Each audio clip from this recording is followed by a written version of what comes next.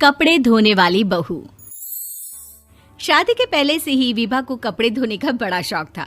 कभी नल के नीचे तो कभी तालाब के पास। अरे मेरी नीली वाली लुंगी नहीं दिख रही है। विभा की अम्मा, कहाँ रखी है लुंगी? अरे वो तो विभा ने परसों ही धोकर रखी थी आपकी अलमारी में, देखो वहीं होगी। वो ना मैंने आज धो दी, मुझे लगा कि गंदी हो गई होगी। अरे कैसे गंदी हो गई थी? उसे तो मैंने पहना भी नहीं। हे भगवान, इस लड़की के कपड़े धोने की आदत से परेशान हो गया हूँ मैं। जितना तो घर में राशन नहीं आता, उससे कहीं ज्यादा डिटर्जेंट पाउडर का खर्चा है। इसकी शादी करवा दो, शादी जाए अपने घर में ही करे काम, फिर चाहे घर के कपड़े धोने हो या पूरे गांव के। हाँ ठीक बोल रही हो, देखता हूँ मैं कोई लड़का। वो दिन भी आ जाता है जब विभा को देखने लड़के वाले आ जाते हैं। लड़की मुझे अच्छी लगी। होने वाली सास कहती है, बेटी अगर कुछ पूछना है तो पूछ लो। वैसे तो हमारी लड़की बहुत ही शर्मीली है, जो बोल दो वो मान लेती है, इसे क्या पूछना होगा। अरे कैसी बात कर रही हो माँ, मुझे इन लोगों के घर रहना है, सवाल तो कई है। हाँ हाँ बेटा, पूछ लो ना, क्या पूछना है। आप लोगों के घर कपड़े कौन धोता है? सास का मुंह बन जाता है। देखो, अगर तुम ये कहना चाहती हो कि तुम्हें कपड़े धोने नहीं आते तो सुन लो, कपड़े मैं ही धोती हूँ, लेकिन तुम्हारे आ जाने के बाद मैं रुमाल तक नहीं धोऊंगी। अरे चुप रहना भाग्यवान, बहू बेचारी घर आई नहीं, उसे डराना शुरू कर दिया। वो क्या है ना बिटिया, अभी तक तो ये कल्लू की माँ ही धोती थी, लेकिन अब तुम्हारे पापा तो दहेज में वॉशिंग मशीन देंगे ही। तभी विभा की माँ बोल पड़ती है, सवाल भी पूछा तो क्या। वैसे भाई साहब, मशीन की तो फिर भी कपड़े धोने की कैपेसिटी होती है। मतलब जो बिटिया दे रहे हैं ना विभा, इसे कपड़े धोने का बहुत शौक है। ये आप लोगों के क्या, आस पड़ोस गांव मोहल्ले सबके कपड़े धो दे और उफ तक ना करे। बाहर देखा नहीं आपने कितने कपड़े सूख रहे हैं? सब हमारी बिटिया ने ही तो धोए हैं। बस भी करो ना माँ, शर्म आ रही इतनी तारीफ सुनकर। और तो और एक दाग निकाल कर दिखाओ तो मान जाऊं। हाँ अच्छा, माफ करना बेटा, मैंने गलत समझा। हमें तो रिश्ता बहुत पसंद है। और ऐसे जुड़ जाता है रिश्ता कपड़े धोने का शौक रखने वाली विभा का। उसकी शादी हो जाती है कोयला फैक्ट्री में काम करने वाले कल्लू के साथ। शादी के बाद अचानक विभा चिल्लाती हुई सास के पास आती है। सासू माँ, अरे सासू माँ कहाँ है आप?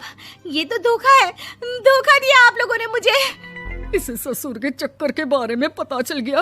अरे तो उसमें तुझे क्यों धोखा मिला है? अरे नल में पानी नहीं आता, कपड़े कैसे कब धुलेंगे? अच्छा, तू पानी नहीं आ रहा उसकी बात कर रही है। तो आपने क्या सोचा? कुछ नहीं।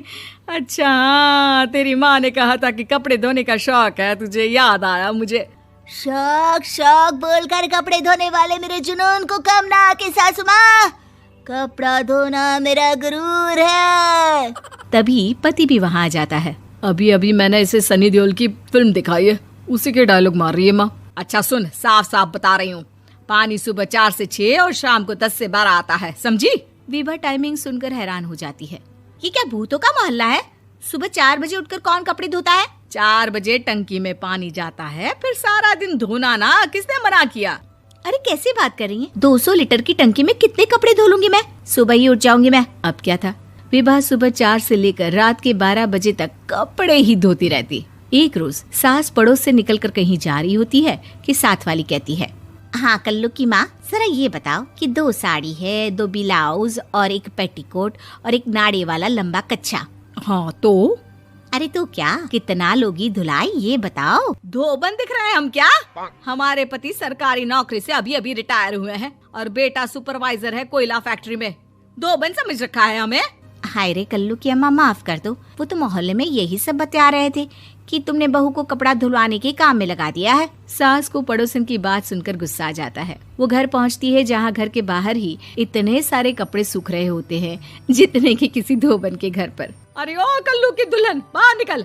माँ जी यहीं आ जाओ, बाथरूम में चादर धो रहे हैं हम। अरे अभी हम धोते हैं, तुमको बाहर निकलो। ये आस पड़ोस वाले बोल रहे हैं कि हम बहू से कपड़े धुलवा कर उसे कपड़ा धोने वाली बना दिए हैं। अरे छोड़ो ना माँ जी, किन लोगों की बातों में आती हो? आस पास के लोगों का तो काम ही होता है कि वो किसी तरह सास बहू को लड़ा दे। बहू सारे घर के कपड़े धोती है, ये क्या कम है? बोलिए। सास को भी लग जाता है कि वो बहू का ये सनकीपन नहीं छुड़वा सकती, इससे अच्छा है कि खुद ही चुप हो जाए।